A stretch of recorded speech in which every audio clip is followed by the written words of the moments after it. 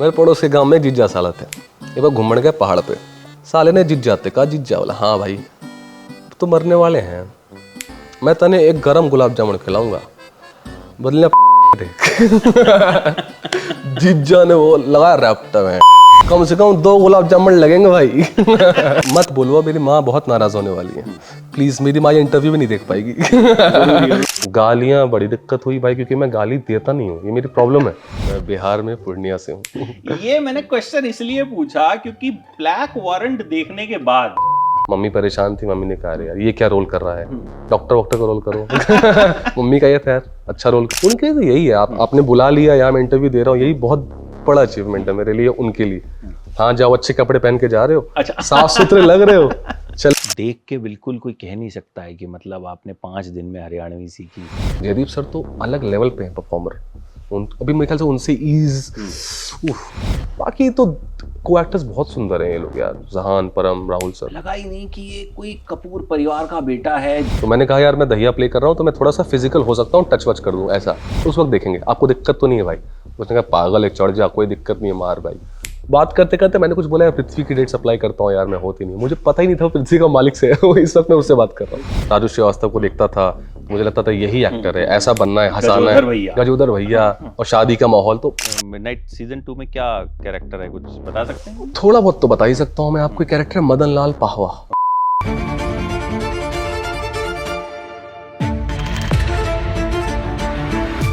जिला साहब सबसे पहले तो ये बताओ हरियाणा में कहाँ से हो आप? मैं बिहार में पूर्णिया से हूँ। क्या बात कर जी।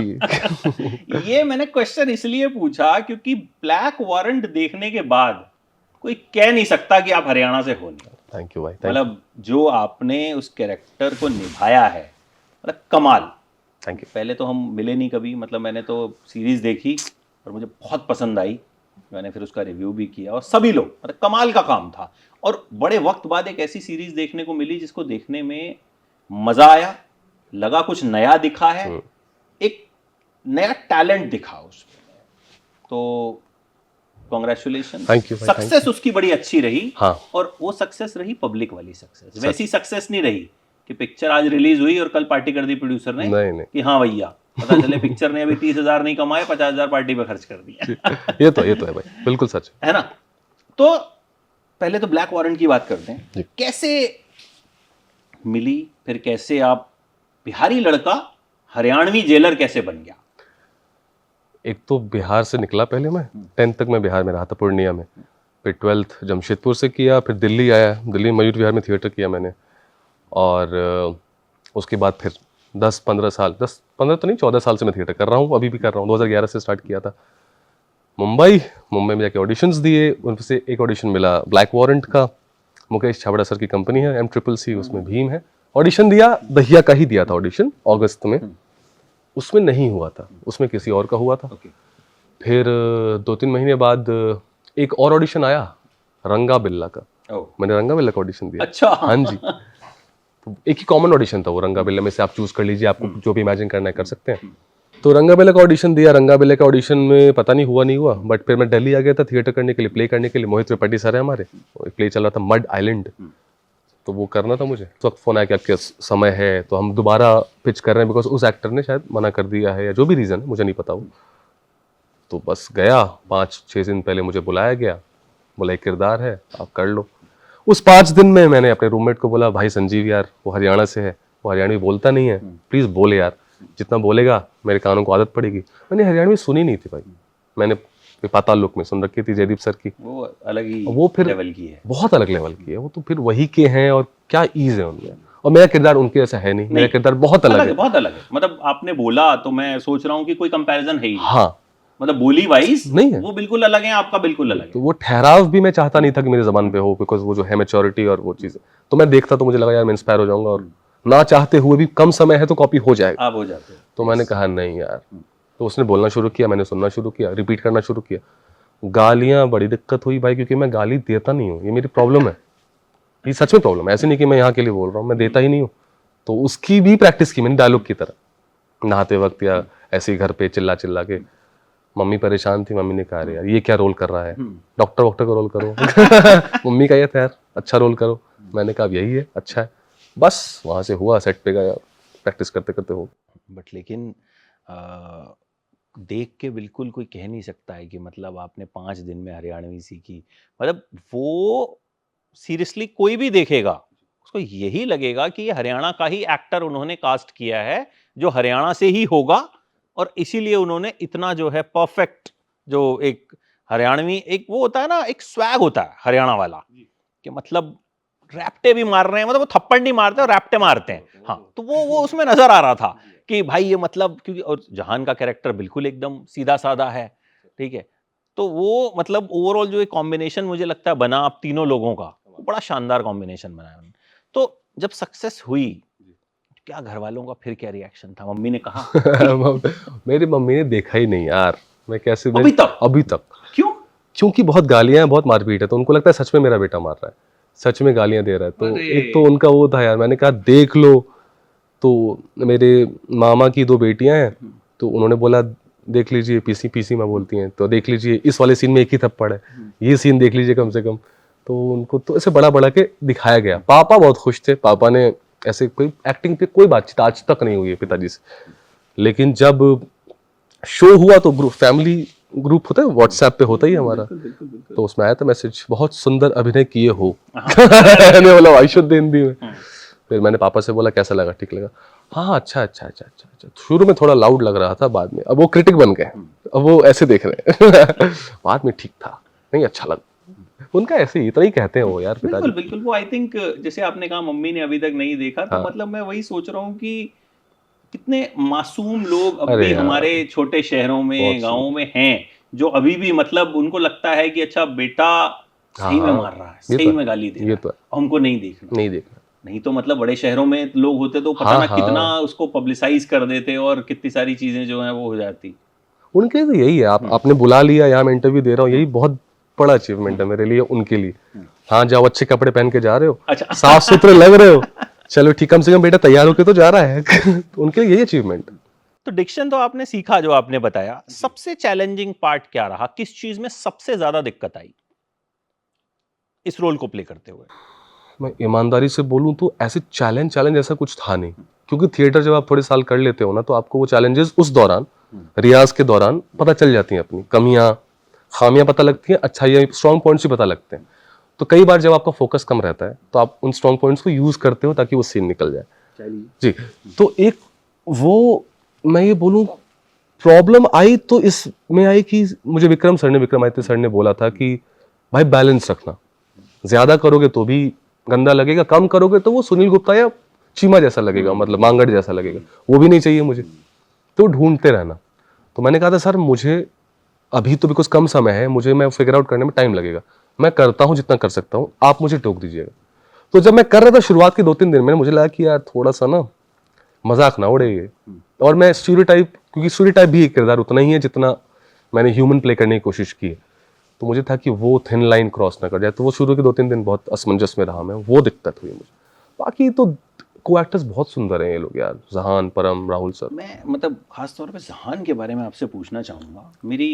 मैंने रिव्यू भी किया, उस पर भी उन्होंने कमेंट किया, मेरी वैसे भी उनसे बात हुई, मतलब लगा ही नहीं कि ये कोई कपूर परिवार का बेटा है, जो मतलब मुझे लग रहा था बड़ा एटीट्यूड होगा, मतलब इतना सिंपल सेम वैसे ऐसे ही। मेरा ही ऐसा ही अनुभव रहा, मुझे पता ही नहीं था कि वो दूर दूर तक कहीं से भी रिलेटेड है। इनफैक्ट वो पृथ्वी थिएटर का एक तरह से ओनर है इस वक्त, वो और उनके पिताजी कुणाल सर। पृथ्वी थिएटर, और उसके सामने उनका घर, बहुत बड़ी बिल्डिंग है वो, सुंदर सी। तो मैं तो उससे कुछ बात हो रही थी, मुझे अभी भी याद है, एक तो शुरुआत में मिला मैं, तो उसने कहा मैं थिएटर से हूँ, मैं भी थिएटर से हूँ, तो वहाँ पे दोस्ती हो गई। तो मैंने कहा यार मैं दहिया प्ले कर रहा हूँ, तो मैं थोड़ा सा फिजिकल हो सकता हूँ, टच वच कर दूँ, ऐसा चाटे मार दूँ, हो सकता है। मैंने प्लान नहीं किया, उस वक्त देखेंगे, आपको दिक्कत तो नहीं है भाई? उसने कहा पागल है, चढ़ जा, कोई दिक्कत नहीं है, मार भाई।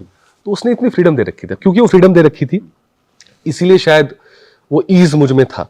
अगेन बात करते करते मैंने कुछ बोला यार पृथ्वी की डेट सप्लाई करता हूँ यार, मैं होती नहीं, मुझे पता ही नहीं था पृथ्वी का मालिक से इस वक्त मैं उससे बात कर रहा हूँ, क्योंकि उसने इतना कंफर्टेबल हमें किया हुआ है। वो हमेशा बोलेगा नाम क्या है, जहान, he'll never add Kapoor, not because कोई प्रॉब्लम है, but because he wants the other person to be comfortable. ये उसकी खास बात है। तो मुझे लगता है यार ये बात करते करते ईज, एंड बिकॉज वो बहुत पैशनेट है। उसकी सबसे खास बात है सर ये कि वो बहुत नॉलेजेबल इंसान है। उसने 9 साल फिल्म सेट पे एज एडी काम किया है, तो उसकी जो नॉलेज है ना कैमरा एंगल्स की, लाइट्स की, कमाल, बहुत सीखा मैंने उससे, और मैं जीरो हूँ इस मामले में। दिखता भी है, फराज भी आई थी कमाल, उसकी एक। कमाल। मतलब, और मैं बताऊं, उन्होंने मुझे शायद जितनी बार भी बात हुई कुल मिला के 7-8 मैसेजेस किए होंगे, हर मैसेज में सर जरूर लिखा हुआ था। मतलब आप इन चीजों से ना आपको लगता है यार कि मतलब बंदा कितना ग्राउंडेड है, और सीरीज हिट हो चुकी है। उसको अब ऐसा नहीं है कि मतलब कि कोई सीरीज हिट हो गई तो दिमाग खराब हो गया या कुछ नहीं, ऐसा कुछ कुछ हो नहीं। आप गया। देखोगे, आप बात करोगे, अभी भी वैसी बात करता है वो, ऐसी कोई फर्क नहीं। शूटिंग आपने तिहाड़ में एक्चुअल में की या सेट ही लगा था? काश कर पाते, बड़ा मन था। मुंबई में सेट लगा था इंडोर, मुकुंद सर है, मुकुंद गुप्ता, वो हमारे आर्ट डायरेक्टर डिजाइनर है, मेन प्रोडक्शन डिजाइनर। उन्होंने सेट बनाया था इंडोर का, चित्रकूट स्टूडियो एक है मुंबई में, और जो इतना आउटडोर आप देख रहे हैं वो भोपाल जेल है, पुरानी जेल, ओके। उसको यूज किया गया है, उसको भी फिर ऑब्वियसली रेनोवेट किया गया, मॉडिफाई किया गया। तो भोपाल एंड मुंबई। अच्छा, थिएटर का आपने जिक्र किया, जी और जितने भी आर्टिस्ट थिएटर करके आते हैं ना, 8-10 साल, 12 साल, 15 साल, जी। उनकी एक्टिंग में आपको एक अलग ही शार्पनेस दिखती है, कोई भी हो।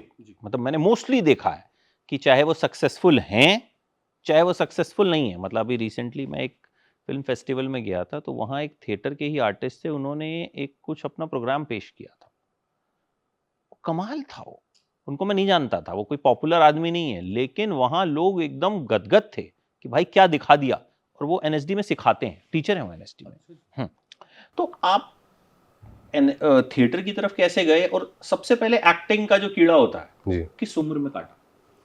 यार कार्ड तो बचपन में रखा था, क्योंकि मैं नकल उतारता था घर वालों की, टीचर्स की, तो मुझे लगा था यही एक्टिंग है, और मिमिक्री एक्टिंग ऐसे लगता था, शुरुआत में वैसे ही लगता है, और लोग तारीफ करते थे, आपको पता है। हाँ, राजू श्रीवास्तव को देखता था तो मुझे लगता था यही एक्टर है, ऐसा बनना है, हंसाना है, गजोदर भैया, और शादी का माहौल। तो बिहार में वैसे रिलेटेबल था, बहुत मैं रिलेट कर पाता था उन चीज़ों से, मुझे लगा वैसे ही होगा, होता होगा।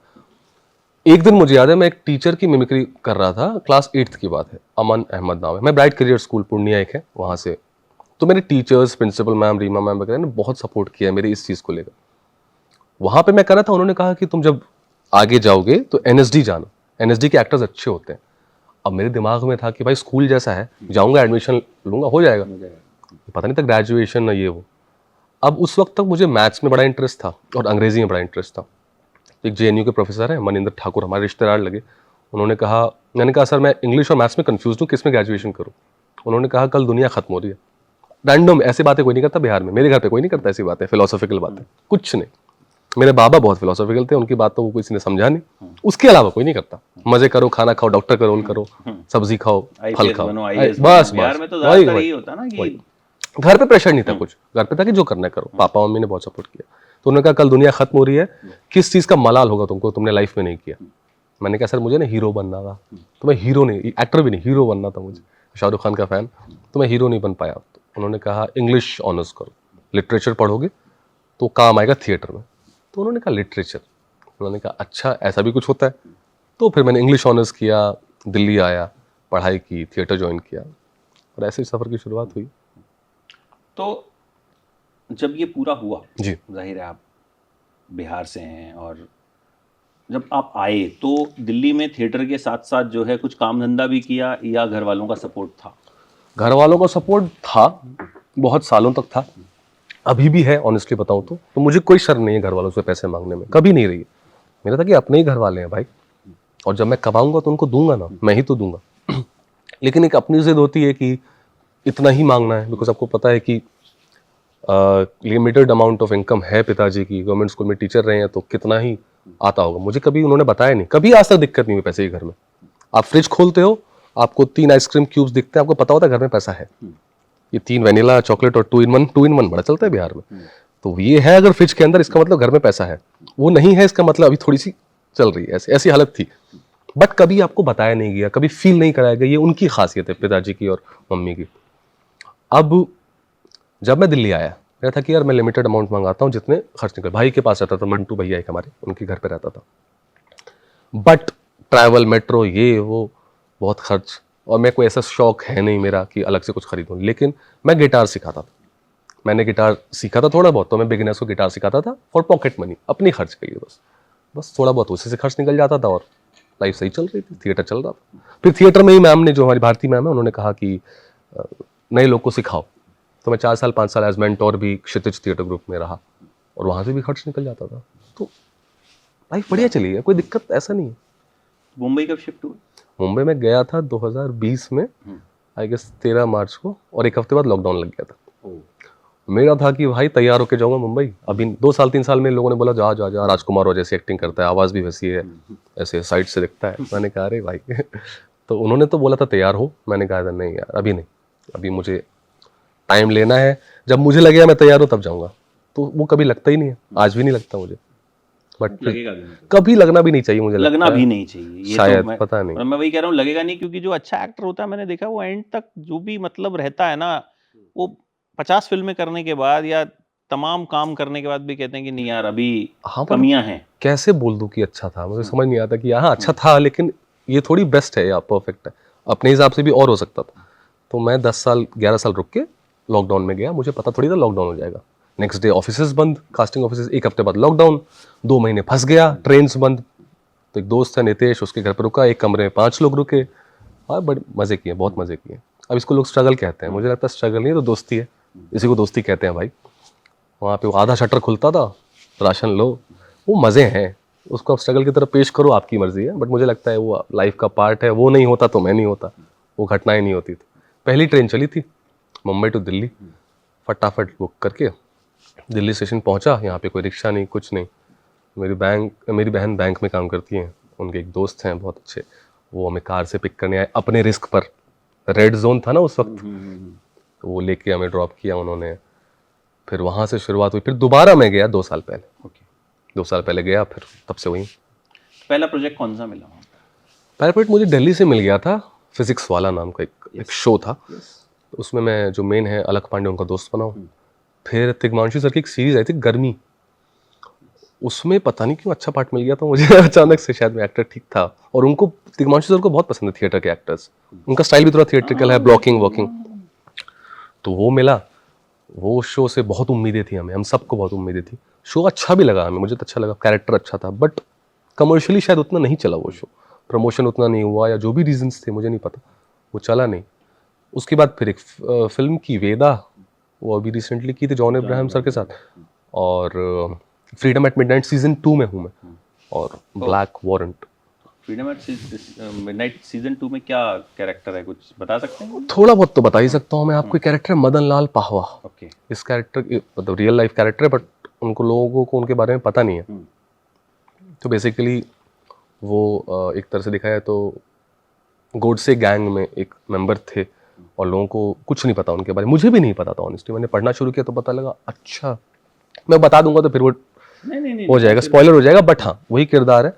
और उनके गैंग में एक बंदा है जिसकी एक बैक स्टोरी दिखाई जा रही है, लकीली, तो आई होप ना कटे। तो वही, क्योंकि मेरी बहुत फेवरेट सीरीज है ये फ्रीडम। क्या बात है, बहुत सुंदर बनाया है, बहुत researched, well researched, well research series है। हाँ, और मतलब बड़े सधे हुए तरीके से उन्होंने चीजें बताई, बहुत बैलेंस्ड है, कोई शोर शराबा कुछ नहीं है, नहीं। कोई कुछ नहीं है। तो मतलब इसीलिए मैंने आउट ऑफ क्यूरियोसिटी नहीं, पूछा नहीं। कि इसमें क्या है पार्ट जो। निखिल सर तो कमाल है। अगेन मैंने वेदा की थी, उनके साथ छोटा सा पार्ट था, बट उनको मेरी परफॉर्मेंस अच्छी लगी तो उन्होंने ऑडिशन लिया, जबकि मैं उसमें पंजाबी बोल रहा हूँ।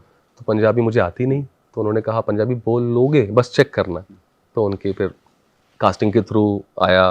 मैंने बोला यार पंजाबी आती तो नहीं है, मैं थोड़ी बहुत बोल लूँगा। बोली, उनको लगा हाँ काम तो चल रहा है, काम चल जाता है, पता नहीं कि थोड़ा थोड़ा। फिर मैंने उनको रिक्वेस्ट किया कि मुझे एक एक्सेंट कोच दीजिए इस बार प्लीज़। तो एक्सेंट कोच दिया गया, अमितोज एक भाई हैं बहुत अच्छे, उन्होंने थोड़ा बहुत सिखाया। फिर अल्टीमेटली शूट करते करते पंजाबी हट गई, उससे पंजाबी हटा दिया गया, हिंदी रखा गया। मैंने कहा एक्सेंट करूँगा फिर थोड़ा थोड़ा, वो बॉर्डर का, पाकिस्तान इंडिया बॉर्डर का, तो हल्का टच रखा है बस। बस ये। तो ये जो जितने भी प्रोजेक्ट्स मिले, ये जब सेकंड टाइम आप गए जी। तब मिले? हाँ जी, फर्स्ट टाइम में तो सिर्फ लॉकडाउन में फंस के जो है आप वापस आ गए? लॉकडाउन के टाइम पे गर्मी शूट किया था। ओके, गर्मी उस उस वक्त टाइम किया था, हाँ, पहला प्रोजेक्ट मतलब गर्मी था? फिजिक्स वाला और गर्मी दोनों लॉकडाउन के टाइम। अच्छा, दोनों जी लॉकडाउन जी के जी टाइम जी में आपने शूट किया। हाँ जी, हाँ जी। मुझे ये बताइए कि ओटीटी और बड़ा पर्दा, वेदा बड़े पर्दे पे आई, बाकी ब्लैक वारंट और बाकी चीजें, आपको एज एन एक्टर क्या डिफरेंस लगा और खुद को कहां देखने में ज्यादा मजा आया? ये मुझे ना कभी डिफरेंस महसूस हुआ ही नहीं कि कोई डिफरेंस है मेरे अंदर या मेरी परफॉर्मेंस में कुछ बदलाव है। में तो खैर एक्टर वही काम हाँ, करेगा, हाँ। लेकिन जब बड़े पर्दे पे खुद को देखा वेदा में जी। कि हाँ भाई मैं समझ रहा हूँ, मैं आपकी बात बिल्कुल समझ रहा जो हूँ। होता है ना कि यार जी थिएटर में जी चीज जी चल रही है। अभी मैंने एक रोमन शॉल हैं जो जी सुष्मिता सेन के बड़े खास दोस्त जी हैं, तो वो एक अमारन फिल्म है, उसमें वो थे, तो उन्होंने क्लिप शेयर किया हुआ था कि my first big screen. Debut. तो मतलब मैं वो एक जो चीज होती है ना वो अलग ही होती है, तो वो उसमें जानना चाह रहा हूँ कि जब बड़े पर्दे पर देखा वो क्या। मैंने सबसे पहले खुद को बड़े पर्दे पर देखा, एक फिल्म है समानांतर, वो मेरे एक दूर के कज़न हैं, उन्होंने बनाई है लॉकडाउन के टाइम पे। अगेन नेशनल अवार्ड मिला उसको last year for a best film in a regional language. Maithili में है वो मैथिली में, उसमें मैथिली बोल रहा हूँ, एंथोलॉजी है। तो जब मैंने उसको बड़े पर्दे पर देखा तो अब मुझे सब कुछ ऐसा फर्स्ट टाइम था कि बड़ा बड़ा दिख रहा है और डिटेल में दिख रहा है। वो हुआ था पहले बार वो थॉट आया था कि हाँ भाई बड़े पर्दे में फर्क पड़ता है। बट ऑनेस्टली बताऊं तो जब मैंने आगे भी देखा तो मुझे लगा कि नहीं यार ऐसा कोई डिफरेंस मेजर नहीं है, but you feel very grateful कि भाई बड़े पर्दे पर देखने आपको लोग आ रहे हैं स्पेशली टिकट लेकर। वो ग्रेटफुल वाली फीलिंग बहुत होती है और सब कुछ थोड़ा डिटेल में दिखता है, वो खूबसूरत चीज़ मुझे लगती है उस बड़े पर्दे की। बाकी ऑनेस्टली तो मैं स्वार्थी हूँ शायद, मुझे काम से मतलब है तो मैं काम पे ज़्यादा फोकस करता हूँ। जी अच्छा, ओटीटी जब से आया जी हमने देखा बहुत सारे एक्टर्स, टैलेंटेड एक्टर्स, उनको मौके मिले। बिल्कुल। पहले क्या होता था, हीरो होता था, हीरोइन होती थी, विलेन होता था, ठीक है, और ज़्यादा बात है तो हीरो का दोस्त बना दिया जाता था। बट अब मान लीजिए ब्लैक वारंटी देखूं, तीनों हीरो हैं उसमें, ठीक है, 3 जेलर हैं, तीनों की कहानी है, ठीक है, प्लस राहुल भट्ट जो उनके सीनियर हैं, उनका अलग ट्रैक है। मतलब सबकी जो इंपॉर्टेंस है वो बराबर है। आप ये नहीं कह सकते कि यार इस सीरीज का हीरो ये है या इस सीरीज की हीरोइन ये है। तो उसमें आपको लगता है ओटीटी ने जो है एक कहीं ना कहीं एक जो करिश्मा किया है कि हमें बड़े सारे ऐसे एक्टर्स दिए हैं जो शायद ओटीटी ना होता तो उनमें से 5% 7% को ही हम देख पाते, समझ और रहा हूँ, भगवान जाने किस रोल में देख पाते। मैं समझ, आई थिंक वो स्तर बढ़ गया है, उन्होंने खुद ही वो बार रेस कर दिया है राइटर्स ने स्पेशली। और सत्यांशु सर और अर्केश सर जैसे राइटर्स अगर हैं जो सभी कैरेक्टर्स को उतनी इंपॉर्टेंस दे रहे हैं। अब जैसे दहिया एक कॉमिक रिलीफ बन के रह सकता था, आया कॉमेडी की चला गया या कुछ हल्के फुल्के, बट नहीं, उन्होंने ये मेक श्योर किया कि इसका भी ग्राफ। अब इसमें विक्रम सर के भी उतनी बड़ा हाथ है, उनको हर कैरेक्टर का आर्क देखना होता है। अगर आप एक किरदार उसमें वो भी है दुग्गल, उसका भी आर्क है, लव एंगल, एक आखिरी में एक इनमेट है जो बाहर की लड़की से उसकी आशिकी चलती है और फिर वो आर्क भी कंप्लीट होता है। तो आई थिंक राइटर्स का बहुत बड़ा योगदान है एंड रिस्क लेने को तैयार हैं लोग इस वक्त कि भाई हीरो के अलावा भी और लोग इंपॉर्टेंट हैं, इनको भी इंपॉर्टेंस दोगे तो सीरीज चलेगी। एंड इस वक्त तो बहुत ज़रूरत है अच्छे राइटर्स की और अच्छे डायरेक्टर्स की जो रिस्क लें, नए लोगों पे पैसा लगाएं या जो भी है। मैं वही इस बात पे ही आ रहा था, आपको लगता है राइटिंग को सबसे कम इंपॉर्टेंस दी जाती है? मुझे ऐसा लगता है कि मतलब राइटर हीरो होता है, बिल्कुल, राइटर बाप होता है। राइटर बाप होता है। अभी अभी आया यहाँ मालेगांव, हाँ, क्या सुंदर line. Super boys of Malegaon में। Yes yes yes. तो लेकिन ये चीज लोगों को समझ कम में आती है, मतलब राइटिंग, हम कभी राइटर का नाम नहीं देखते हैं ज्यादा, ठीक है, और जबकि कोई चीज अगर अच्छी लिखी हुई है आप उसे अगर एक हल्के स्केल पे भी शूट कर रहे हो ना वो चलेगी। तो आपको लगता है इस मामले में थोड़ा सा हम राइटर्स को इंपॉर्टेंस कम देते हैं, राइटिंग को कम देते हैं? मैं अग्री करता हूँ, जितनी उनको इंपॉर्टेंस मिलनी चाहिए उतनी तो नहीं मिलती है। अब शायद शुरू होगा बिकॉज अब मेजर जो सो कॉल्ड फॉर्मूला के हिसाब से फिल्में बन रही हैं वो उतनी नहीं चल रही हैं जितनी लो बजट में अच्छी राइटिंग की फिल्में चल रही हैं। और अब पाताल लोक देख लो आप, ब्लैक वारंट देख लो आप, सबसे पहले राइटिंग अच्छी है। वो जयदीप सर तो अलग लेवल पे हैं परफॉर्मर। अभी मेरे ख्याल से उनसे ईज कोई किसी में पानी बोलता हूँ तो पानी जैसे एक्टर है वो, बिल्कुल ऐसा ऐसा कर रहे हैं वो, बस हैं वो बाल भी साफ करें तो लगता है आय हाय देखते रहो बस। उस लेवल पे वो घुल गए या मजे कर रहे हैं, पता नहीं क्या मुश्किल है बताना वो शब्द। बट राइटिंग सबसे पहले तो राइटिंग है। पातालोक 1 की भी राइटिंग बहुत अच्छी थी, राइटिंग है। ब्लैक वारंट की भी राइटिंग की वजह से, अगर वो मोर का मेटाफर नहीं लिखा गया है आखिरी में जब वो मोर उड़ के आएगा ब्लैक वारंट में तो उसके वो उतनी जोर से हिट नहीं करेगा। तो आई थिंक वो राइटर्स को वक्त आ गया, इट्स हाई टाइम कि हम उनको इम्पोर्टेंस दें और थोड़ा पैसा भी और दें।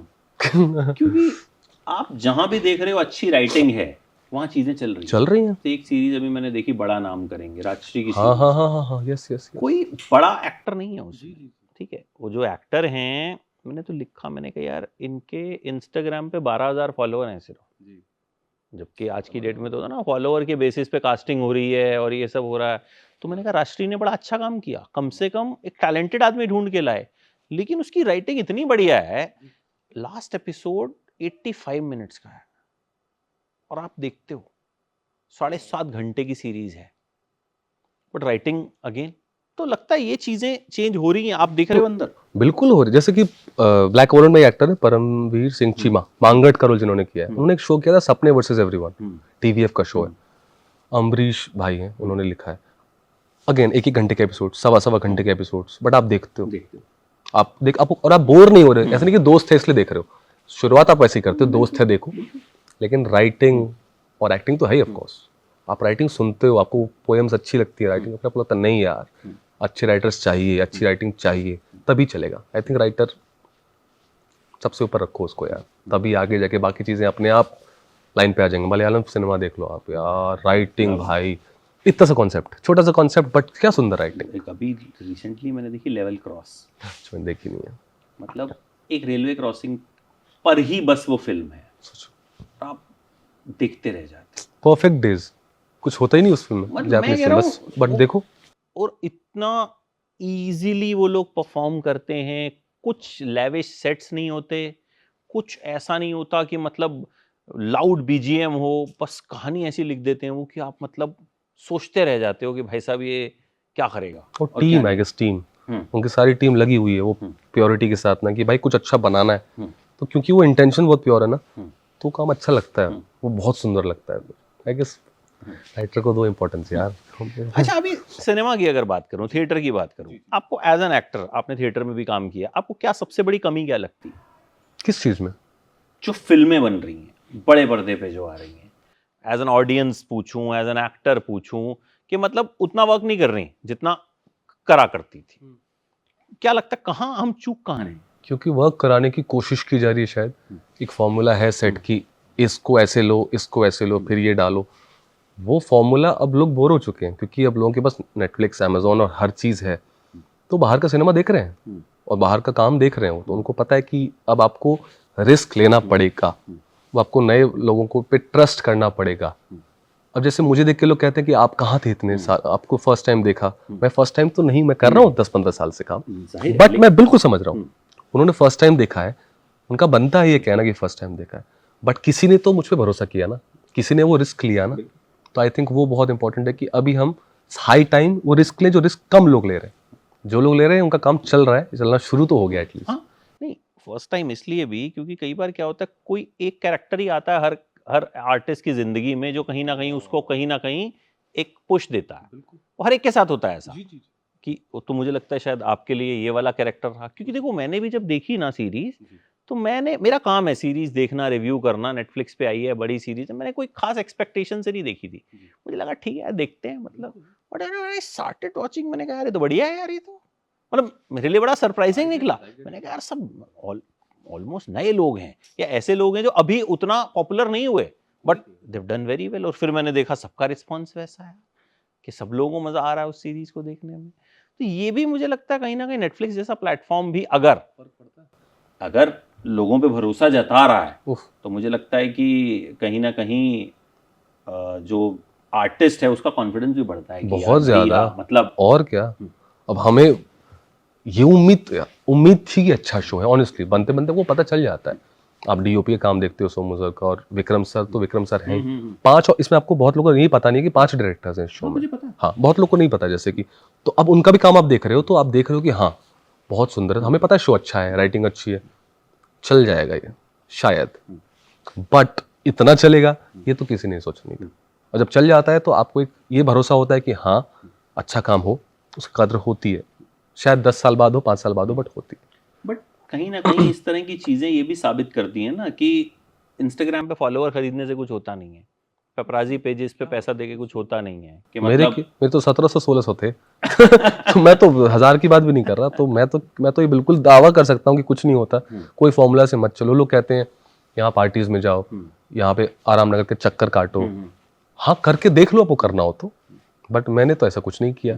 मैंने काम पे फोकस किया, उसमें वक्त दिया, हो जाता है। इंस्टाग्राम फॉलोअर्स से आपको शायद एक काम मिल जाएगा, मैं मना नहीं कर रहा हूँ, शायद एक काम मिल जाए, बट एक के बाद क्या, अल्टीमेटली तो आपको रेडी होना पड़े। अब कह रहे थे एक कैरेक्टर होता है, जैसे दहिया जैसे कैरेक्टर मिलना बहुत बड़ी बात है, कई लोगों को सालों लग जाते हैं, बट जब आपको वो मिल रहा है, क्या आप तैयार हो, वो सबसे इम्पोर्टेंट।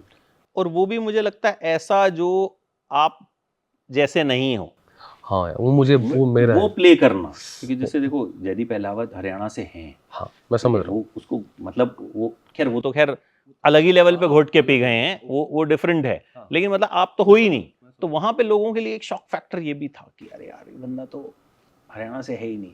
तो मुझे लगता है कि इस तरह के कैरेक्टर्स मिलते रहने चाहिए, ताकि एज एन एक्टर भी हाँ। आप खुद को चैलेंज करते हो, वो भी बहुत जरूरी है। और आपके ऊपर भी, आप अगर चाहो तो कंफर्टेबल होके सेफ जोन समझ के आप यही किरदार करते जाओ 10 फिल्मों में। अब आ रहे हैं मेरे पास ऑफर्स, मैं वही पूछने वाला था कि बिल्कुल। अब आपके पास आ रहे होंगे। टाइपकास्ट तो होते ही हैं आप, और उनकी भी गलती नहीं है, उनको लग रहा है ठीक तो चल रहा है यार, ये चल गया है तो कर लेते हैं एक और बार यूज। लेकिन ये मेरी जिद है कि मुझे सेम कैरेक्टर नहीं करना है या सेम जबान का कैरेक्टर नहीं करना, मैं थोड़ा वर्सेटाइल होना चाहता हूँ in terms of accent also, in terms of performance also. तो वो मैं थोड़ा सा इंतजार कर रहा हूँ, उस इंतजार में डर लगता है, बहुत डर लगता है कि भाई अभी तो काम मिलना शुरू हुआ है, बिकॉज अभी साल से काम मिल नहीं रहा था इतने सालों से, क्या मना करना सही होगा या गलत होगा। बट जब इतना साल रिस्क लिया है तो रिस्क लिया है, ब्रेड बटर नहीं खाएंगे रोटी दाल खा लेंगे यार, कोई दिक्कत नहीं है। क्या फर्क नहीं पड़ता है। बिल्कुल, ब्रेड बटर भी खाइए, रोटी दाल भी जी, खाइए, और जी। बिरयानी भी खाइए। बिरयानी तो अच्छी चीज है। थैंक यू सो मच, अरे थैंक यू, मजा आया आपसे बात Thank you करके, so and I much. Hope कि आगे भी नए नए कैरेक्टर्स में आपको देखते अरे रहेंगे, बहुत मतलब कोशिश है। जिसे देख के मजा आएगा, जिसे देख के खुद से राइटर्स को बोलिए, राइटर्स ऐसे कैरेक्टर्स प्लीज Please, लिखते रहिए। please, please, and I please. Think आप सही कह रहे हैं कि शुरुआत हो चुकी है, हाँ, हाँ। आई होप ये कंटिन्यू रहे, होगा सर, बिल्कुल होगा, बिल्कुल होगा। और मेरा इंतजार रहेगा मुझे फ्रीडम एट मिडनाइट सीजन 2 का। हाँ मेरा बहुत फेवरेट शो है और आप भी हैं उसमें, अरे। तो उस वजह से इंतजार और बढ़ गया। Thank you, thank you so much Thank you Anurag, so much. And wish you all the very best. Thank you sir, thank you so much.